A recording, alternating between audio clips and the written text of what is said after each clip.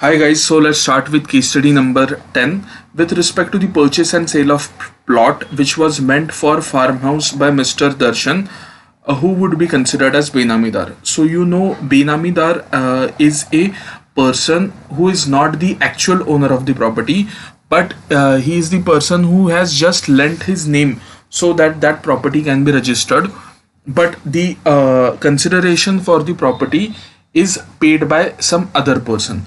So in the given case, if we refer the case study, Mr. Darshan, while choosing among various pieces of land for the next project ABDL, came across a plot, the location of which is best suited for a farmhouse. Mr. Darshan, out of his saving, purchased the plot of for 2.25 crores, and the same was registered in the name of his daughter-in-law. So the plot was registered in the name of daughter-in-law of Mr. Darshan. So the consideration is paid by Mr. Darshan, and the daughter-in-law has just lent her name for the plot. So she will be considered as Benamidar. So who will be considered as Benamidar? Daughter-in-law of Mr. Darshan. Option B is the correct answer. Option B is the correct answer. Next, whether the BCL can apply for initiation of corporate insolvency resolution process against a specified gym equipment manufacturer. So as per IBC 2016, if you want to initiate corporate insolvency resolution process, the first basic condition should be there should be a default of at least 1 lakh. Okay, so let's see whether there is a default of 1 lakh rupees or not. So if you can see what they have given here, one of the gym equipment manufacturer owed 32 lakh rupees of operational debt to BCL. Such debt was overdue for quite long period. The BCL sent a demand notice to such an equipment manufacturer which was not responded at all. So from we can see that it is more than 1 lakh. The default is of more than 1 lakh, and also they are saying that demand notice was sent but it was not responded at all. So here we can safely assume that even after 10 days of sending of the demand notice, no response was received. So whether they can initiate CIRP process? Yes. So whether BCL can apply for initiation? Yes. So option D is the correct answer. Yes, BCL can apply for initiation of CIRP against specified gym equipment manufacturer. Option D is the correct option. Next, under FEMA 1999, Miss Vanya for the financial year 2021 will be considered as person resident in India, PROI, non-resident in India. Okay, so as per person resident in India, so in the given case, Vanya will leave for USA. So here in case study they have given that Miss Vanya, she finds the subject of, I'm just reading the relevant part, she finds the subject of Ayurveda more than world, hence to explore the same she took an admission to 3-year degree program of Ayurveda in India during September 2020, after which she will leave for USA. So she is going to leave for USA after completion of her graduation program. So whether she will be considered? Yes, she will be considered as a person resident outside India. Okay. Question 4th.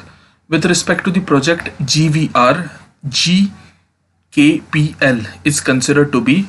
So what is happening here is that, so if you can see, Gyan Vihar Residency is a project, the real estate project, which was duly registered with the state RERA authority. The Guru Kripa property linkers and Satya Sai real estate agents were also appointed as real estate agents for GVR. Okay, so this is the real estate project, and GKPL and Satya Sai real estate agents are the real estate agents. Okay, so Guru Krupa property linkers applied for registration under section 9 of the RERA 2016 on 21st September 2020, and currently their application is still pending. On 29 September 2020, GKPL facilitates the sale of first flat. So if you can see, they have sold their first flat on 29 September, but their application for registration is still pending. So we can conclude that they have sold the flat without being registered as real estate agents with RERA, and the second flat was sold on 10th October 2020.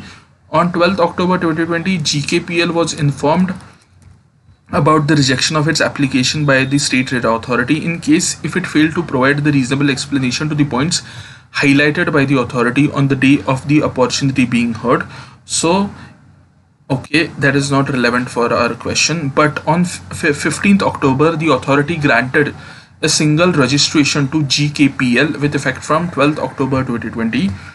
Okay, so they got registered on 12th October 2020, but they sold first flat on 29th September 2020 and second on 10th October 2020. So if we can see, penalty for non-registration and contravention of contravention under section 9 and 10. Section 62, this section provides that if any real estate agent fails to comply with the and contravenes the provisions of section 9 and 10, that is, the contravention here is he has facilitated the sale of flat without being registered as real estate agent. Okay, he shall be liable to penalty of 10,000 rupees for every day during which such default continues, which may cumulatively extend to 5% of the cost of the plot and the apartment or building, as the case may be, of the real estate project for which the sale or purchase has been facilitated as determined by the authority. So if you can see, the first flat was sold on 29 September, so the days of default 30th September to 12th October, 14 days, and second flat sold on 10th October, so 11th October and 12th October, 2 days. So total of 16 days of default, 10,000 per day. So 1,60,000 is the total penalty that he will be charged with. Okay, GKPL will be charged with. Okay, so option B is the correct answer.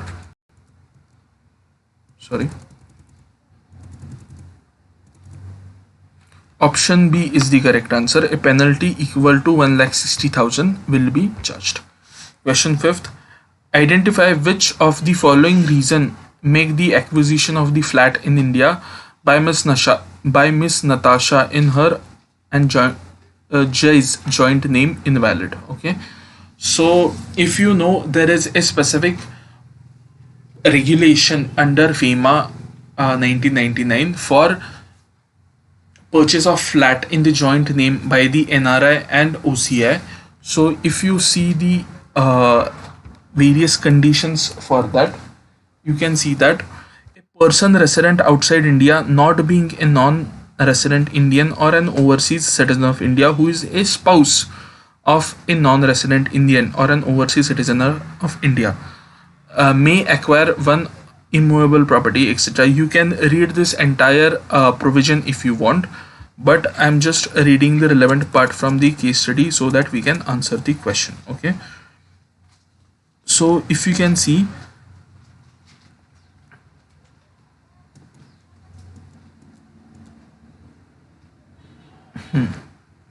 Mr. Manohar moved to the States after studying the medicine for employment. He married Jenny there and settled in LA, USA with his family.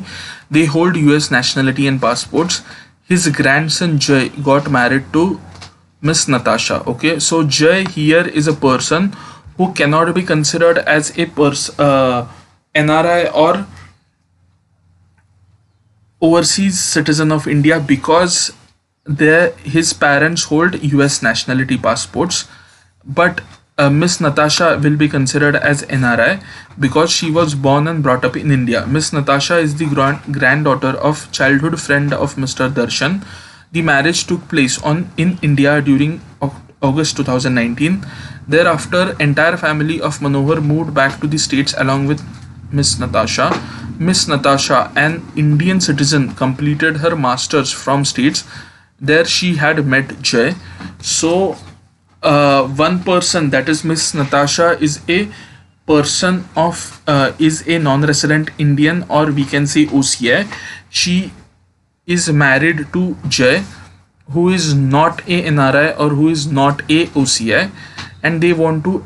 And if you can see, during September 2020, Miss Natasha acquired a flat in her and Jay's joint name. These words are very important in India, so that Vanya can stay there. Stay there. Half of the consideration was paid by Natasha out of the non-resident account maintained by her, whereas the remaining half was paid by Jay directly in Indian currency through his contacts in India.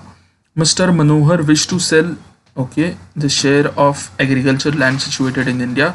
So four three contravention has took place. If we can see, their marriage took place on August 2019. If you want to acquire the joint, if you want to acquire a property in the joint name, the marriage should continue at least for a period of 2 years. Here, the marriage took place on August 2019, and during September 2020, they acquired a flat. So 2 years has not. Also, if the whole consideration should be paid as per the specified banking channel, but here the half of the consideration was paid by Jay through his contacts in India in Indian currency, so it is also not valid. And third is, if you can see, yes, invalid, because neither of the owner of the property is resident in India. So option D is the correct answer. I will be attaching the link of this PDF file in the description box, so don't forget to check out the same. Thank you.